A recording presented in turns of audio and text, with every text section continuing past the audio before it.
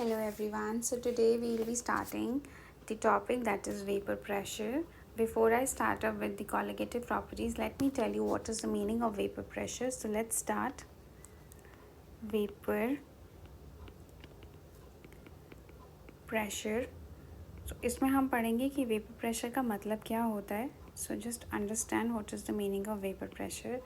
See, क्या होता है कि यहाँ पर हमने एक लिक्विड सोल्यूशन ले लिया. इसके अंदर आपके सॉल्यूट पार्टिकल्स हैं. अब क्या होगा कि ये सॉल्यूट पार्टिकल्स जो हैं after gaining some amount of energy they will be able to escape out of this liquid and they will get converted into the vapor form like this. Now these vapors are going to apply some pressure over the liquid surface, so this pressure is called vapor pressure. तो इसको क्या बोलेंगे हम? Vapor pressure, यानी कि pressure applied by the vapors which are present on the surface of the liquid. So अब इसे statement में हम लोग कैसे लिखेंगे? Just write down along with me. The pressure exerted by vapors over the liquid surface at equilibrium is called vapor pressure of the liquid. Just make sure कि आपका जो सिस्टम है वो क्लोज्ड है, अदरवाइज जो आपके वेपर्स हैं वो escape आउट हो जाएंगे एटमॉस्फेयर में. System is closed if open then vapors formed will escape and hence no vapor pressure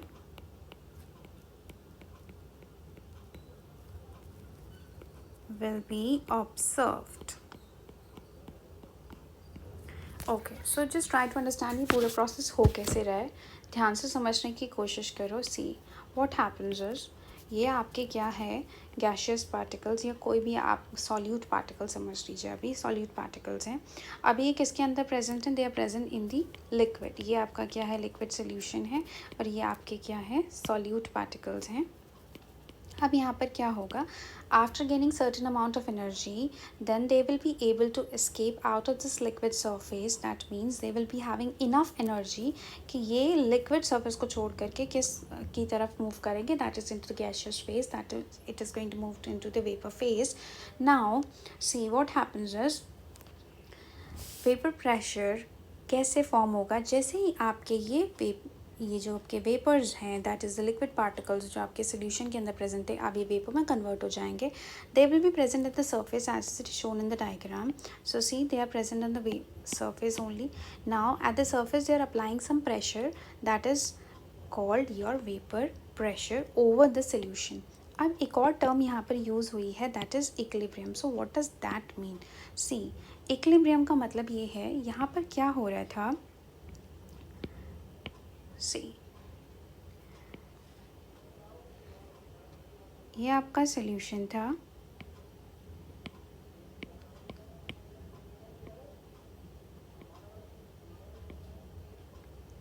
and these are your solute particles. Now what happens is after gaining certain amount of energy, these solute particles they are moving into the vapor phase just like this. Some of them has converted into the vapor phase and two of them are still there in the liquid solution. Now see, in this process liquid to vapor is formed. Now once the vapors are formed over the surface of the liquid, then what happens is जैसे ही ये pressure apply कर रहे होते हैं तो liquid इनको अपनी तरफ ट्रैक कर लेता है. तो जिसकी वजह से क्या होता है, कुछ जो वेपर्स हैं वो दोबारा से लिक्विड के अंदर चले जाते हैं. सो यहाँ पे वेपर किस में कन्वर्ट हो रहा है? लिक्विड के अंदर कन्वर्ट हो रहा है.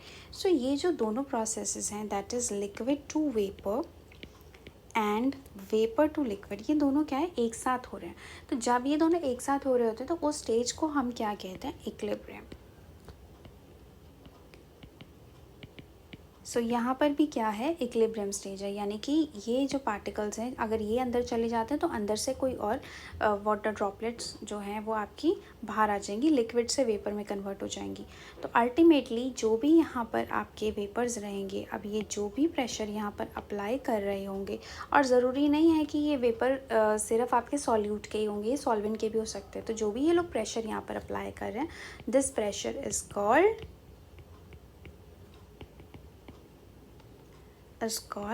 Vapour pressure. अब हम पढ़ेंगे वॉलेटाइल सॉल्यूट क्या होता है और non volatile.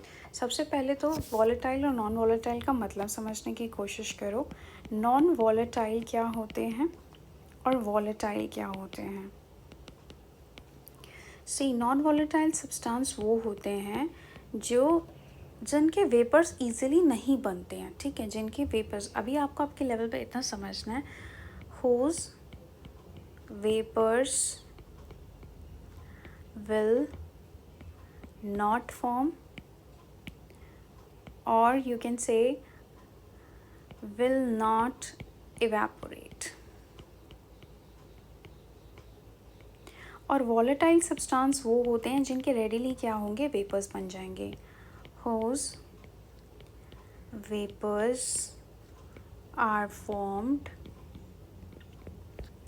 readily। So let's go ahead. अब मैं आपको डिफरेंट टाइप के प्रेशर्स के बारे में बताऊंगी, अब ध्यान से समझने की कोशिश करना। See, here in the first case this is A. Here I have taken the pure solvent. So we do have the pure solvent, and here I have pure solute. In the third case, I have taken non-volatile solute plus volatile solvent. Here I am going to take volatile solute plus volatile solvent. So let's proceed. Let me just do some drawing.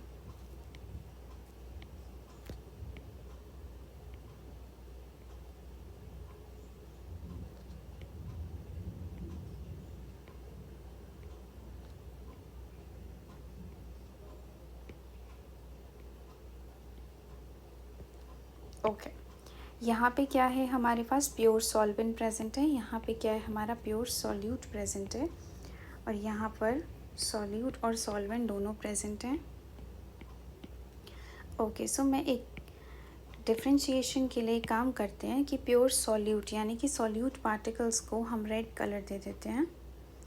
So let me draw them with the red colour.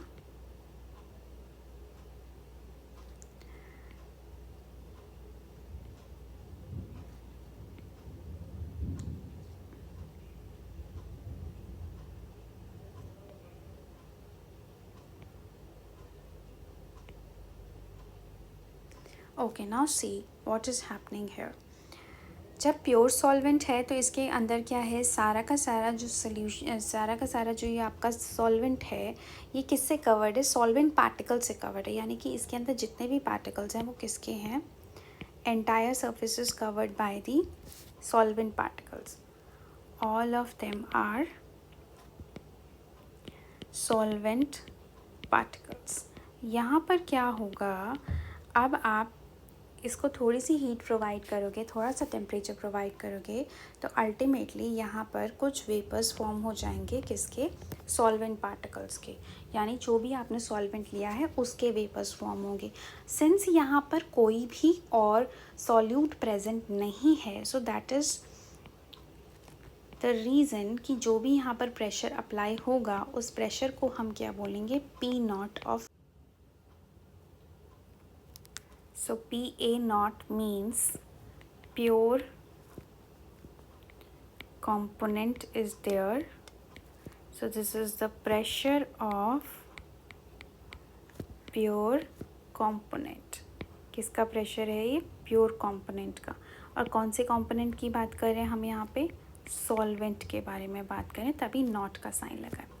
अब ऐसे ही same होगा pure solute के case में. कुछ particles vapour में convert हो जाएंगे. Again they are going to apply the pressure over the surface. So अब इस प्रेशर को क्या बोलेंगे? सिंस यहाँ पर आपका कोई भी सॉल्वेंट इसके साथ मिक्स नहीं है, जिस वजह से आपका जो ये प्योर सॉल्यूट पार्टिकल्स यहाँ पर प्रेजेंट है. सो जो एंटायर सरफेस है, ये वाला entire surface is covered bye solute particles. किससे कवर्ड है? Solute particles. तो जो आपके वेपर्स होंगे उनमें भी क्या होगा? सिर्फ सॉल्यूट के पार्टिकल्स होंगे और कोई भी कंपोनेंट यहाँ पे प्रेजेंट नहीं है. सो ये जो प्रेशर अप्लाई कर रहे हैं, उस प्रेशर को हम क्या बोलेंगे? P not be. उसका क्या मतलब है? So what is P not be? That is pressure of pure component. और यहाँ पे किस कंपोनेंट की बात हो रही है? बी कंपोनेंट क्या है आपका? प्योर सॉल्यूट, यानी इसके साथ कोई सॉल्वेंट मिक्स नहीं है. अब हमारे पास सी केस आता है. सी केस के अंदर देखो क्या होगा. सी केस के अंदर हमारे पास होगा सी. यहाँ पे नॉन वॉलेटाइल सॉल्यूट है. सो नॉन वॉलेटाइल सॉल्यूट है. मैं दोबारा से ड्रॉ कर लेती हूँ.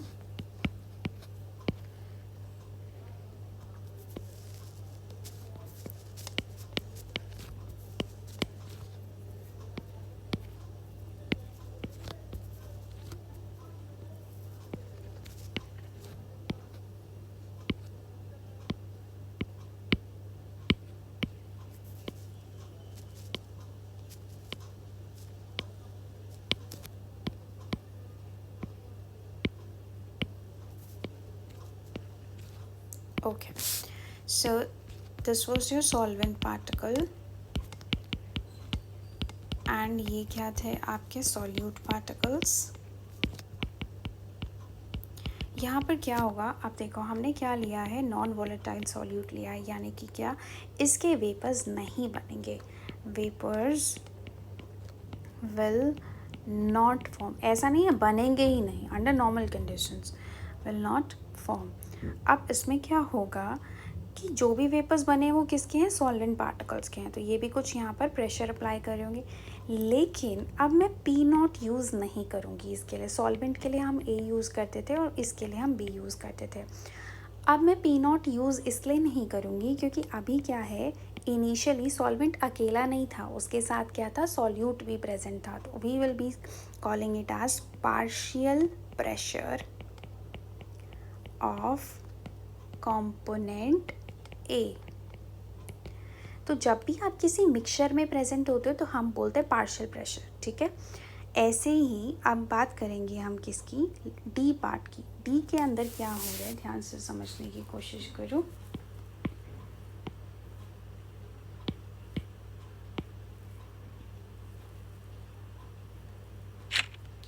See, in case of D, we have got volatile solute. Volatile solute है, इसका मतलब क्या है? Volatile solute का मतलब है कि vapors are going to form.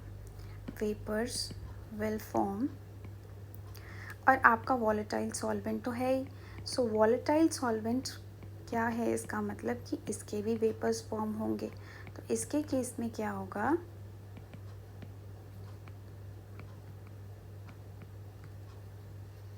The system will look like this.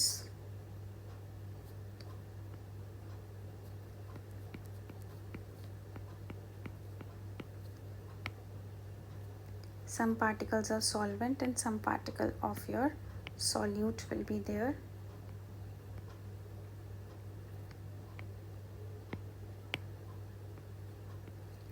Now we can see some part of this thing, that is your solute, has been converted from liquid to that of the vapor state, whereas solvent is already converted into your vapour phase. तो अब यहाँ पर क्या present है, दोनों चीज़ें present है, यानी आपका सॉल्यूट भी और आपका सॉल्वेंट भी। ये आपका सॉल्वेंट है, ये आपका सॉल्यूट है। So here both solvent and solute are applying the pressure. तो अल्टीमेटली क्या होगा, ये जो प्रेशर अप्लाई करेंगे ये क्या हो जाएगा पी और ये क्या जो प्रेशर अप्लाई करेंगे वो क्या हो जाएगा पी। तो पी और पी क्या है, पी का मतलब है प्रेशर अप्लाइड, और कौन सा प्रेशर, पार्शियल प्रेशर। अब आप प्योर स्टेट में नहीं लेंगे, क्योंकि प्योर तब लेते हैं जब आपके साथ कोई भी नहीं होता, जब आप सिंगल होते हो, प्योर फॉर्म में होते हो। यहाँ पे there is a mixture, that is solute and solvent. So partial pressure of solvent, और पी भी आपका क्या हो जाएगा, partial pressure of solute. So that's how it works. अब इन द एंड हमारे पास क्या आता है, हमें टोटल प्रेशर बताना है। तो अब देखो हमने 4 केसेस क्या लिए थे। नंबर 1 हमने लिया था प्योर सॉल्वेंट, नंबर 2 हमने लिया था प्योर सॉल्यूट, नंबर 3 हमने लिया था non volatile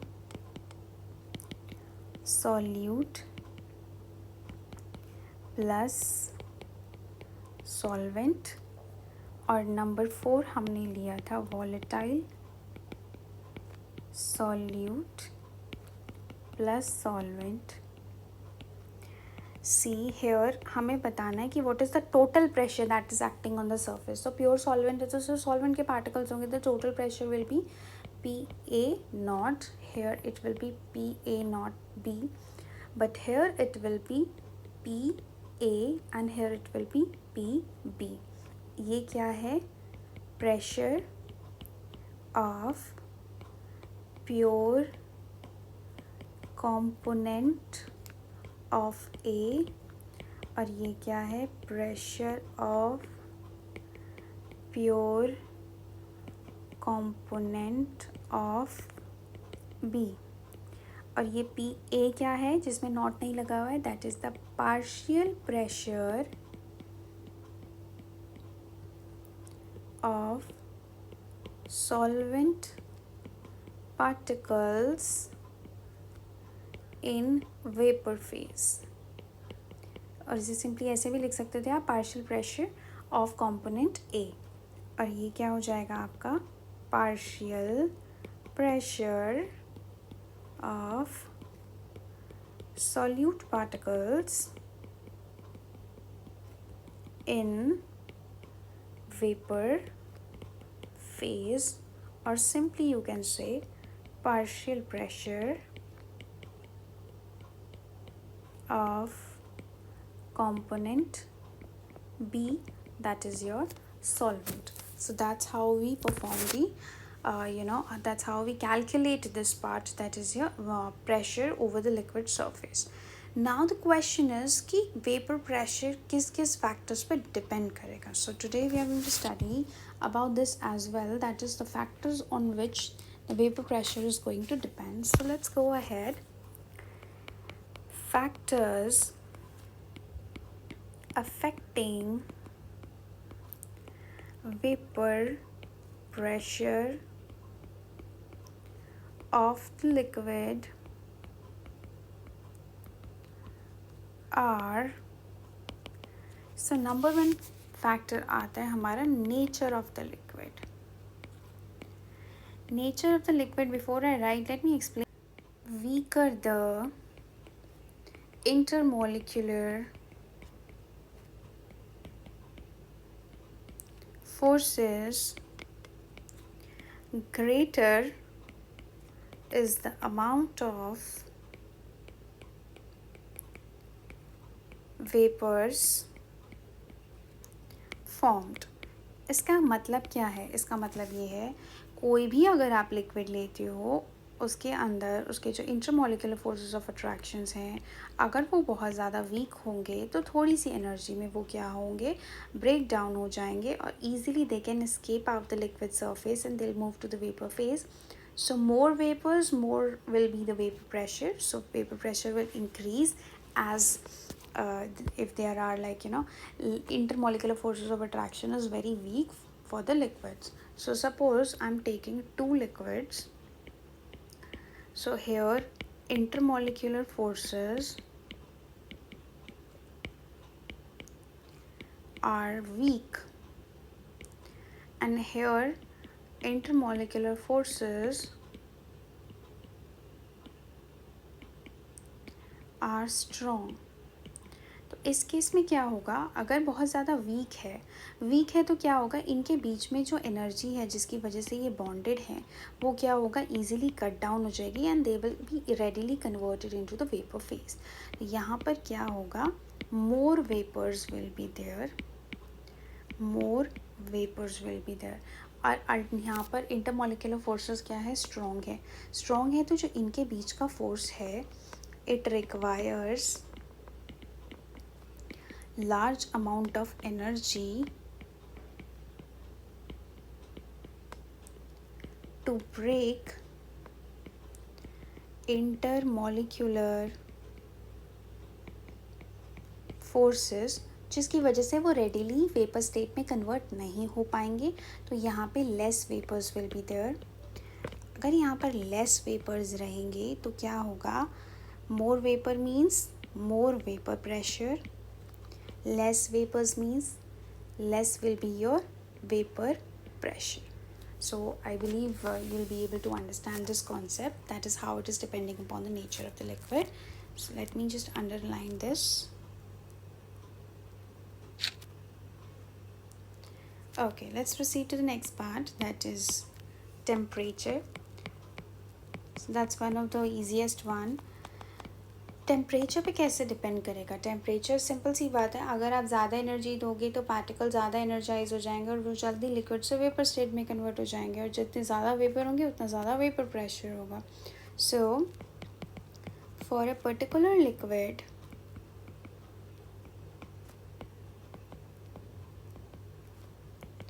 higher the temperature,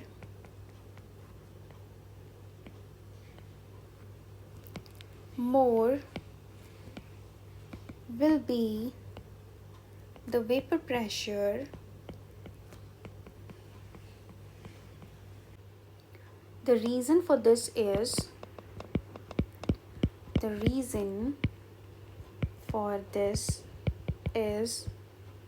increase in kinetic energy of the molecules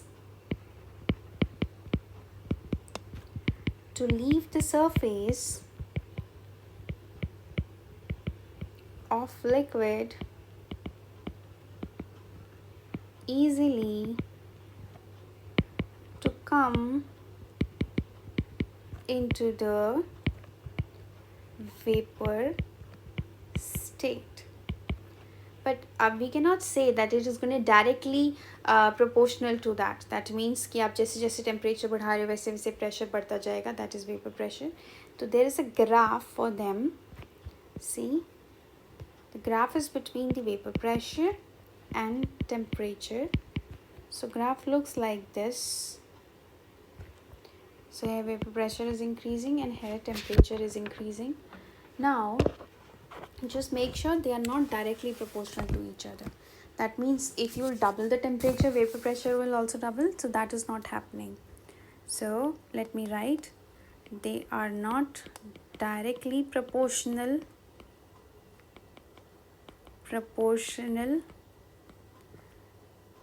to each other. So that means T directly proportional to Vp. This is completely incorrect. So please be very sure about this. Okay.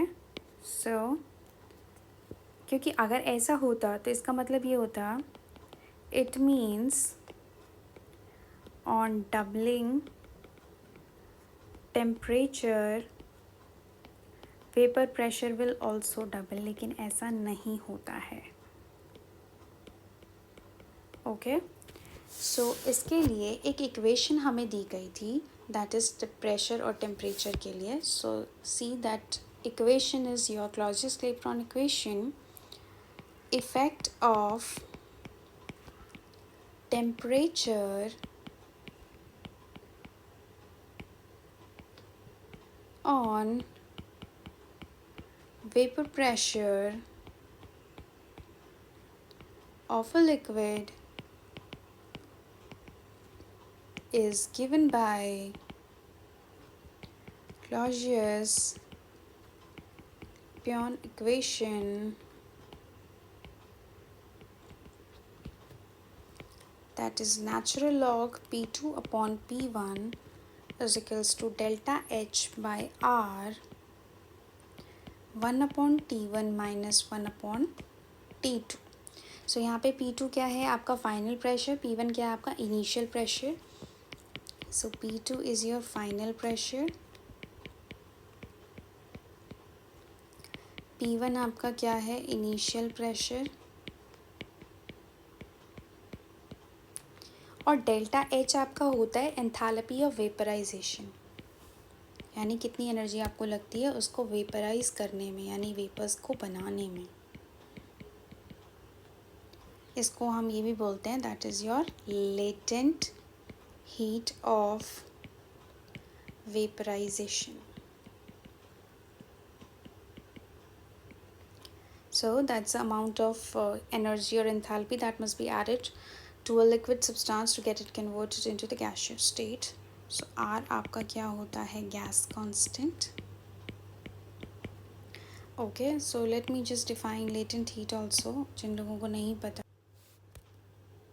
So let me tell you what is the meaning of latent heat of vaporization. So that is the energy or enthalpy that must be added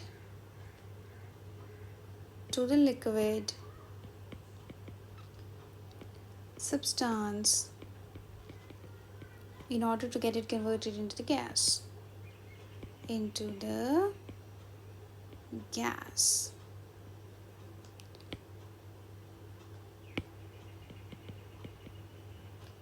So this is all about vapor pressure. In the next class, we're going to start up with colligative properties.